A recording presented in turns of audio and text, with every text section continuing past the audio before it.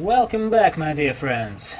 First, I was designing this character as a nice farmer who would help me to finish all the challenges and to farm some forbidden sanctums. It's 170 increased movement speed with freezing everything, so it would have been the perfect sanctum runner and map farmer, but it appeared that it can do very difficult and complicated bossing too as well, and evasion with spell suppression are not that bad as I thought since it had been before. So even if we don't have any physical damage mitigation, we die very rarely as we can be hit only in 10% of the attack speed because we have almost maxed evasion, 100% spell suppression, and the eternal damnation, my new favorite amulet that protects us not only from elemental damage from hits, but from the degen, from the Hopeshredder, and yes, it's the build using Hopeshredder as an its mark or chant, I don't remember how it's called now, with Hyrri's ire, so it's a very old school build, and this old shit works perfectly even in 3.20. So it's the full run of the Melon's invitation with Elder Guardians, and as you can see it's deathless and the damage is pretty good, though the investment is very low as all this gear isn't used and no one cares about it. So almost perfect rolled Hyrri's Ire and Hopeshredder I got for 15 chaos and then managed to 6-link them. They are not even double corrupted or something else. I have the Ascendancy chant even without the enchantment, the Eternal Damnation, the basic ring, the Daedrus ring which gives us an additional curse, and yes, we inflict 3 curses: Sniper's Mark, Elemental Weakness and Frostbite. And this works perfectly, and we use only one aura, it's Grace, with Sublime Vision, which costs around 30 chaos. And this is the version of Deadeye even without the Way of the Poacher keystone granted by Forbidden Flame, Forbidden Flesh, which is in the min-maxed version, and this is the cheapest one. I think it's 3 divines or 4 divines, and you get a perfect map clearer which can do very strong bossing except Ubers. So what you can't do with this build is Ubers, and you can do the simulacrum, the late waves. So let's dive deep into the build. To continue the tradition of all my guides, we'll have one actual version which I'll show you in the game itself, and then we'll turn on to PAB to watch on some more min-maxed version. So to repeat myself, we are Deadeye, and we are combining Tornado, which is casted with Ascendancy Mark. It's Tornado, Anomalous Frostbite and Elemental Weakness.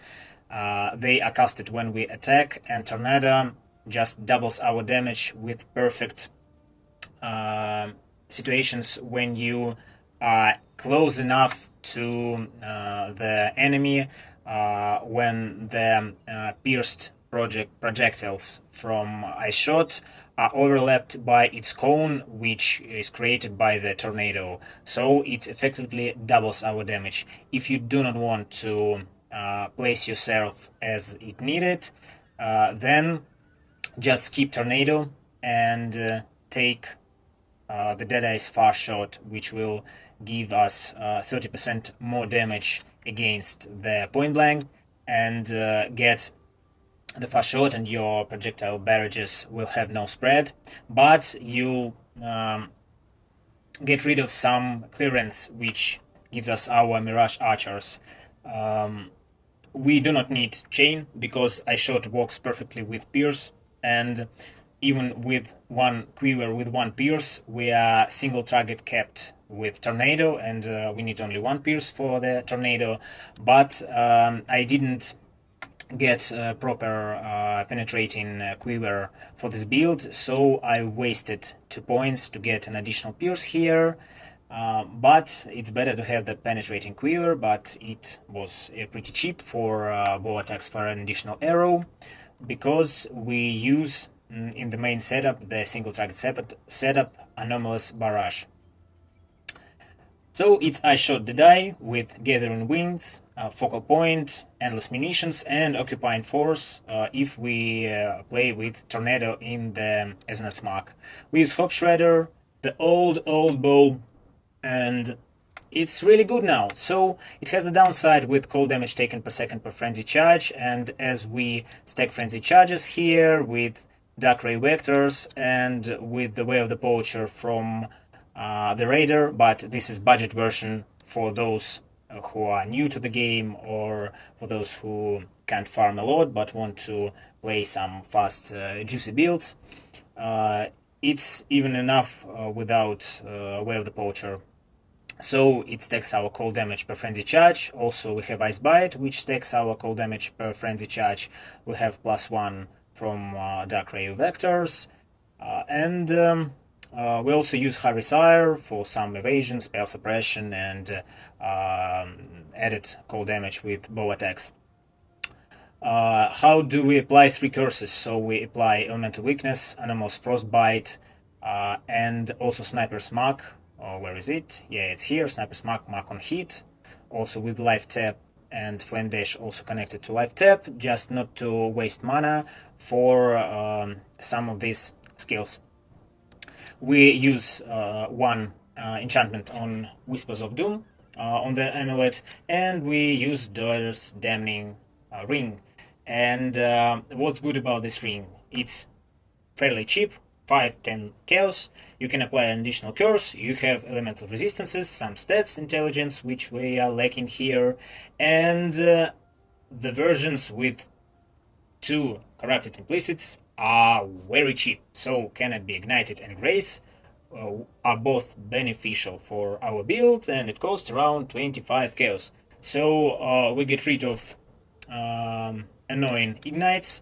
Also we are chill immune from the charge mastery, and the only thing from the ailments that we're afraid of is shock, but as we rather evasion kept, we don't care about it. So we have 100% spell suppression with Hyrri's Ire, and with the stuff from the tree here, and I think, yeah, that's all, and it would be enough for the spell suppression. The basic ring with just resistances, life, and some cold damage, so it's the only expensive thing in the whole build, and it was traveling with me through all the builds from this league. I bought it for maybe 1 divine somewhere a month ago, and it's with me. Dark Ray Vectors. The basic version is very cheap, and I was very lucky to hit the damage penetrates 10% of enemy elemental resistances in the first lap when I was making the character. Pretty basic gloves, and with sheet implicits here, so we need only cold exposure, applying 12% or maybe more of cold resistance, and the second modifier any that you need, some attack speed, accuracy, etc. Life regeneration, resistance, just keep your fire and chaos resistance, and we use Flasks with the traitor. Again, it's my favorite gel as far as you've been watching my videos, and my choice dropped on this one, 2147 Balbala, and it gives us 10% increased flask charges gained in 3 places. Yeah. You can get just another one, so as we use 4 flasks, we have 1 empty slot, and the utility flasks we use is Dying Sun for increased damage with 2 additional projectiles.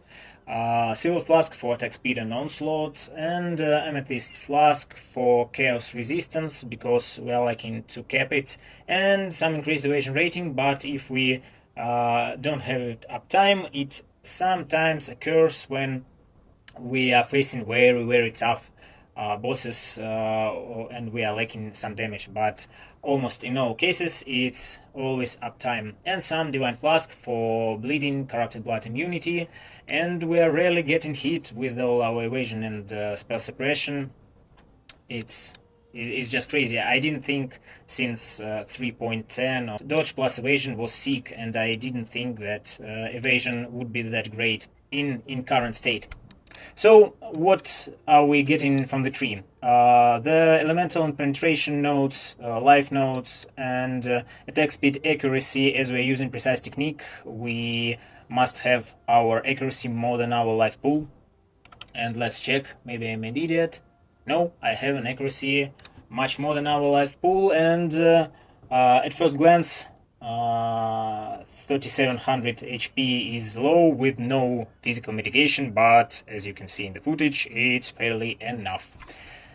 Point blank, as I've said before, for sure is an option, but we get much more damage with tornado and point blank because we almost double our damage. Some frenzy charges throughout the tree, and we are done for this budget version. So what do we have for the links? Ice Shot, Hypothermia, Anomalous Barrage, Ice Bite, Elemental Damage with Attacks, Awakened version, but as you can see, it's all just level 1, and we are pretty enough with it.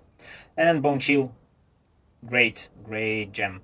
And the second Ice Shot with Mirage Archer, GMP, Pierce, Ice Bite, and Bone Chill. So our mapping goes with the second setup. We just attack with Ice Shot once, and our Mirage Archers do other stuff for us. And sometimes when we face some tough yellow mobs or bosses, we barrage it with our Ice Shot, and they are done with the Tornado, Anomalous Frostbite, Elemental Weakness, Sniper's Mark, and etc. So let's see how it looks like in PoB. The actual one has only 2.8 million damage with the same amount of damage with the cone, so they are doubling because of the Tornado, and we have 5.6 million DPS.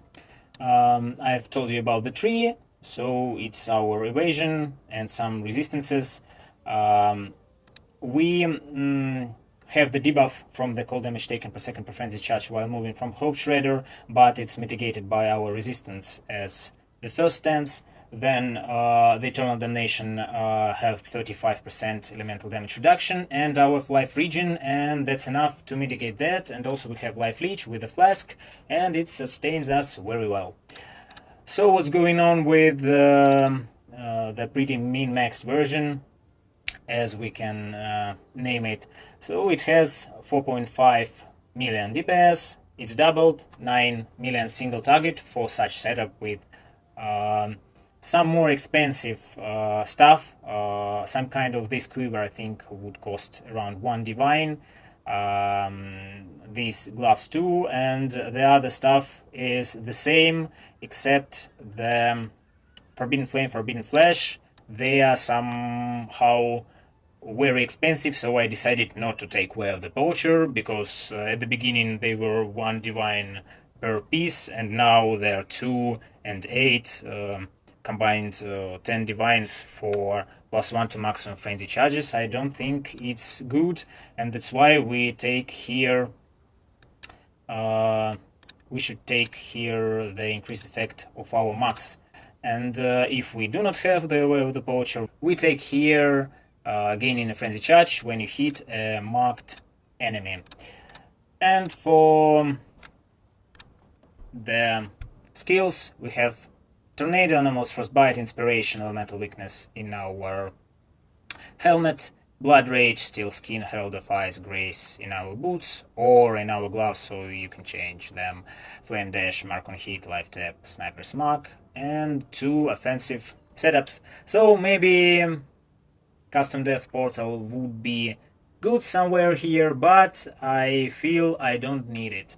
Keep trying, leave your comments in the commentary section, like, subscribe, and see you in the next video. Goodbye!